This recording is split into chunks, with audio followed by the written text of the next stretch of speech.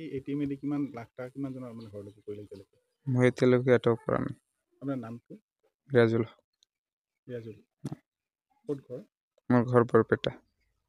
ইতিমধ্যেতো যাৰ পৰা মানে এটিএমৰ চুৰি কৰা হৈছিল সেই মানুহজনে আহি কৈছে আপুনি বুলি? কৈছে যে মই বুলি কৈছে। ময়ো কৈছোঁ যে হয় আপুনি যদি কৈছে মই ফেচৰ লগত মিলাই চাওক, যদি হয় মই কি কৰিম, স্বীকাৰ কৰিম। আজি আহিছিলে তো মানুহজনে মানে কৈছিলে হয় তেওঁৱে হয় মই কোৱা হয় বিচৰাটো হয় হয় কৈছে এটিএম মানে লৈ যোৱাটো হয়। হয়। এতিয়া আপুনি ক'ব খোজে নেকি নহয় বুলি ক'ব খোজে নে হয় বুলি ক'ব খোজে এতিয়া? এতিয়া মানে বিচাৰত যি হয়, মানে আদালতে যি কৰে। আপুনি ইয়াত নিয়াটো হয়? মই নিয়াটো মানে মোৰ লগত আৰু মানুহ আছিল, মই নিয়াটো নহয়। কিমানজন বেলেগ আছিলে লগত? এজন আছিলে। এজন আছিল। হয়। এই যে আপোনালোকৰ যে আহিছে যে কিমানজন জড়িত হৈ আছে? টোটেল 3 জন আছে। মহিলা এজনীও আছে যে?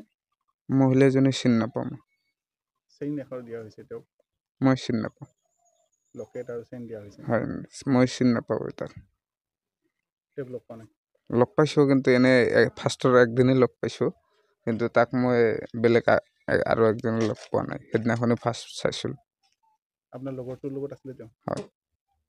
লগৰজনে নিয়া বুলি হ'ব পাৰে নেকি? এই কেছটো লগৰজনে কৰিছে বুলি ক'ব? হয় হয়, লগৰজনে কৰিছে, আপুনি কৰা নাই? মই কৰা নাই।